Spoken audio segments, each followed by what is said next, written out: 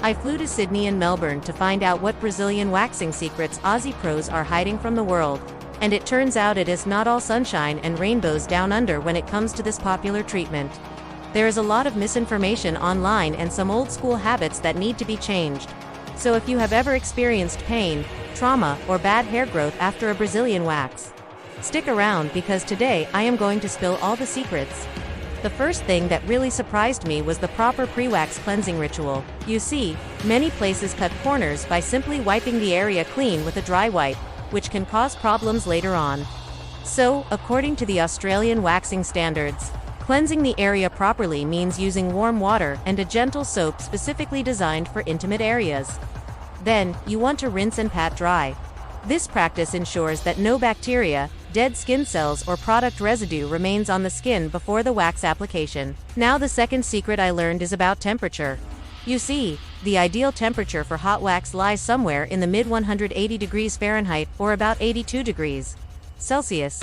Now you may have had experiences with wax that is too hot and burns the skin, or too cold and just doesn't work properly. Well, getting the right temperature is essential for a successful Brazilian wax. The reason being that if the wax is too cold, it will not remove the hair effectively, leaving you with stubble and possibly ingrown hairs. On the other hand, if the wax is too hot, it will burn your skin and cause all sorts of irritation. In fact, I read a recent study that found that temperatures above 194 degrees Fahrenheit or 90 degrees Celsius can result in third-degree burns.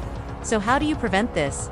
Well, the key is to use a good quality wax warmer that has an adjustable thermostat, and always test the temperature on a small area of skin before proceeding. Secret no. 3 is stretching the skin. Now, I know this may sound obvious, but believe me, it's done incorrectly so often. To minimize pain and achieve the best results, the skin needs to be stretched taut during the wax application. However, simply pulling the skin like this is not enough. Instead, Aussie professionals recommend gently lifting the skin upwards, while simultaneously pulling it sideways. This technique creates a larger surface area for the wax to adhere to, reducing the chances of accidental pulls or slips that can cause skin tears. Secret no. 4 is about hair length. Now you may have heard conflicting advice about how long your hair should be before getting a wax. Some say it needs to be a few centimeters long, while others claim that shorter is better. But the truth is that there is no one-size-fits-all answer.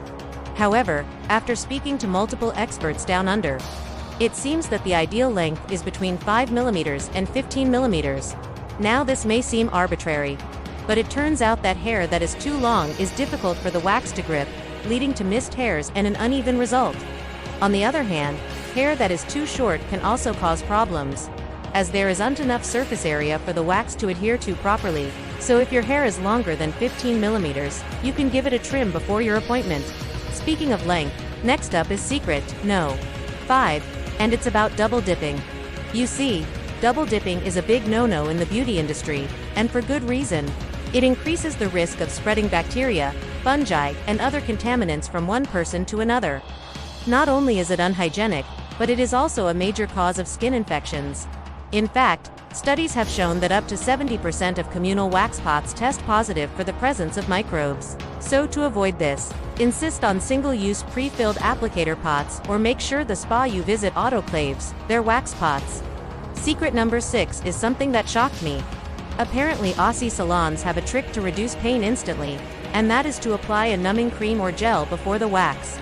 Numbing creams typically contain a local anesthetic such as lidocaine, which blocks nerve signals from reaching the brain.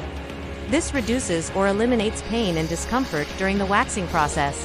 Gels, on the other hand, often use a combination of cooling agents and anesthetics to provide a soothing and numbing sensation. Now I know what you're thinking. Surely this masks the problem rather than fixing it. And you'd be right if we were talking about sugar wax. However, for hot wax, the pros down under say that it's perfectly safe and effective, especially since they only use it for a short amount of time, usually between 10 to 20 minutes. Secret no. 7 involves a surprising ingredient commonly used by Aussie salons to soothe the skin after waxing. Aftercare products typically contain ingredients such as aloe vera, which helps to cool and soothe the skin, reduce redness and inflammation, and promote healing. Another popular ingredient is tea tree oil, which has antibacterial and anti-inflammatory properties that help to prevent infection and reduce redness. Salicylic acid is another key ingredient that can be found in many aftercare products. This beta-hydroxy acid exfoliates the skin, which helps to prevent ingrown hairs by unclogging pores and removing dead skin cells. Speaking of ingrown hairs, secret no. 8 is how the Aussies prevent them from occurring in the first place. Aftercare is crucial in minimizing the appearance of these pesky hairs. According to the Australian waxing standards, you should avoid activities that can cause friction or irritation to the skin, such as tight clothing and vigorous exercise for 24 hours post-wax. Additionally, you should exfoliate the area at least once a week to remove dead skin cells and unclog pores, making it easier for the hair to grow out. And finally, you must moisturize daily with a suitable lotion to keep the skin hydrated and reduce dryness and flaking. Dry skin can trap hairs beneath the surface, increasing the likelihood of ingrown hairs. And here is a bonus tip. If you do experience any signs of infection, such as redness, swelling, pain, or discharge, you must consult a healthcare professional immediately. Secret no. 9 is all about pressure.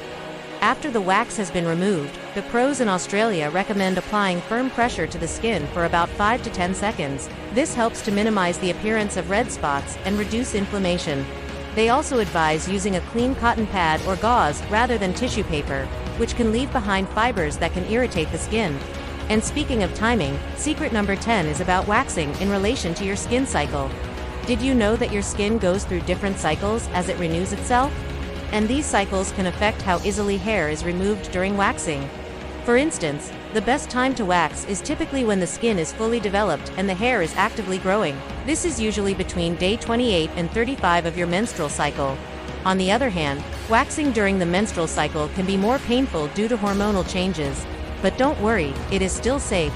Just take some extra precautions, such as using a topical anesthetic beforehand. Secret number 11 is for the more mature ladies out there. Now, as women age, their skin can become thinner and more delicate, making it more susceptible to tearing and bruising during waxing.